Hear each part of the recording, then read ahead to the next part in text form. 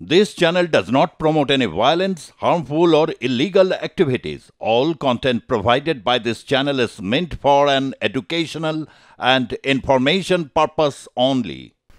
ভারত বাংলাদেশ সীমান্ত দিয়ে অনুপ্রবেশের আশঙ্কা 4 বছর আগে সরকার জমি নেয়, বিনিময়ে টাকাও হাতে আসে, অথচ এখনো বসেনি কাঁটাতার। অভিযোগ নদিয়ার বরণবেড়িয়া সীমান্ত এলাকার।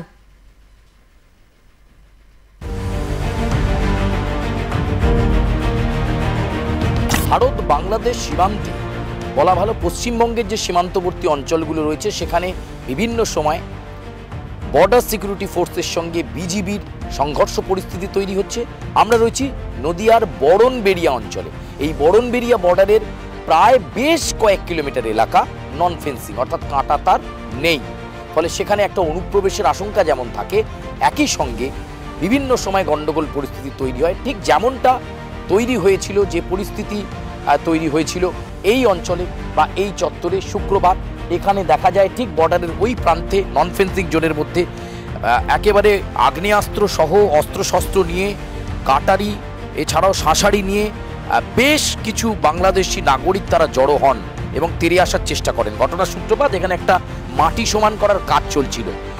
একজনের জমি রয়েছে, তিনি মাটিটাকে সমান করছিলেন। ঠিক সেই সময় হঠাৎ করেই উত্তপ্ত পরিস্থিতি তৈরি হয়ে ওঠে এবং এদিক থেকে অর্থাৎ আমাদের ভারতবর্ষের যারা ভারতীয় নাগরিক তারাও রুখে দাঁড়ান এবং বিএসএফের তৎপরতায় ঘটনা নিয়ন্ত্রণে আসে।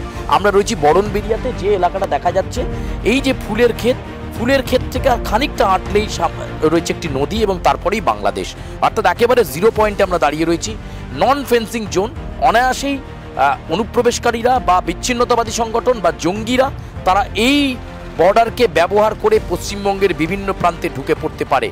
এই বাংলাদেশের নাগরিকদের যে কার্যকলাপ, সেই কার্যকলাপে আক্রান্ত বা আতঙ্কিত হন এই বরণবেড়িয়ার বাসিন্দারা। এমনই এক বাসিন্দা আমার সঙ্গে রয়েছেন, তার সঙ্গে কথা বলবো।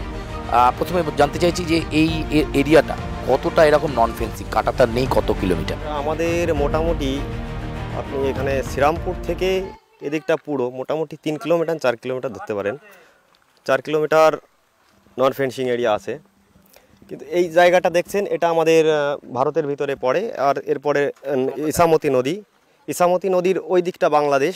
আর গত দিনের যে অপ্রীতিকর ঘটনাটা ঘটেছে বাংলাদেশের পক্ষ থেকে, ওই যে গাছটা দেখছেন, ওইখানে ওরা এসেছে, ওদের মসজিদের মাইকে ওরা প্রচার করেছে যে নদীর পাড়ে অশান্তির সৃষ্টি হয়েছে।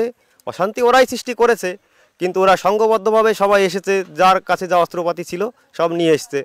কিন্তু আমরা ওই রকমভাবে তো আমরা প্রস্তুত না।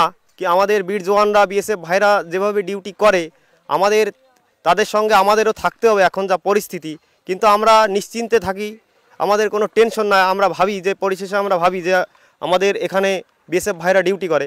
তারপরেও প্রকৃতির যে বিপর্যয়, শীতকালের সময় কুয়াশাচ্ছন্ন, এখন বর্তমান চারিদিকে যে কার্যকলাপ হচ্ছে, আমরাও ভয় পাচ্ছি। একদম যে ভয় পাচ্ছি না তা নয়, চারিদিকে আমরা দেখতে পাচ্ছি আমাদের কোথায় একটা ঘটেছে এরকম একটা ঘটনা, যে আমাদের বিএসএফ ভাইয়ের থেকে বন্দুক কেড়ে নিতে যাচ্ছিল। এরকম ঘটনার সম্মুখীন আমরা হয়েছি, আমরা দেখেছি টিভিতে। কিন্তু কুয়াশার কারণে আমরা একটু আতঙ্কিত হই। তারপরেও আমরা তাদের উপর পূর্ণ আস্থা, তাদের উপর পুরো বিশ্বাস যে বাংলাদেশ আমাদের কিছুই করতে পারবে না। কিন্তু দ্রুত দেওয়া দরকার, কাঁটাতার তো অবশ্যই দেওয়া দরকার। অসংরক্ষিত এইভাবে তো একটা পরস্পর দুটো দেশের অসংরক্ষিতভাবে এরিয়া এইভাবে থাকা উচিত নয়। অবশ্যই ফেন্সিং দেওয়া দরকার। একেবারে ফেন্সিং এর দাবি উঠছে এবং বিএসএফ এর উপর এখানে ভরসা তারা রাখে। আবার দেখাবো এরিয়াটা, এখান থেকে গজখানেক গেলেই বাংলাদেশ, ফলে একেবারে হাতের মুঠোয় বলা যেতে পারে। শুক্রবার যে পরিস্থিতি তৈরি হয়, বাংলাদেশি নাগরিকরা তারা অস্ত্রশস্ত্র নিয়ে জড়ো হন এবং ওখানের যে মসজিদ থেকে নাকি অ্যানাউন্স করা হয় এবং তারপরে তারা এখানে সংঘবদ্ধ হন এবং একটা উত্তপ্ত পরিস্থিতি তৈরি করার চেষ্টা করা হয়। বিএসএফের তৎপরতাতে বরণবেড়িয়াতে সেই ঘটনা বড় আকার নেওয়ার আগেই কিন্তু নিয়ন্ত্রণে আনা হয়। তবে গ্রামবাসীরা আতঙ্কে কাটাচ্ছেন এবং তারা চান বাংলাদেশের যে উদ্ভূত পরিস্থিতি, সেখানে যে গণ্ডগোল চলছে এবং ভারত বিদ্বেষী কার্যকলাপ চলছে, এই সময় পর্যায়ে এবার অন্তত এই বরণবেড়িয়া বর্ডার কাঁটাতারে মুড়ে ফেলা হোক। বরণবেড়িয়া থেকে ক্যামেরা শুভঙ্করের সঙ্গে সুচারু ও বিশ্বজিৎ দেবনাথ, আর প্লাস নিউজ।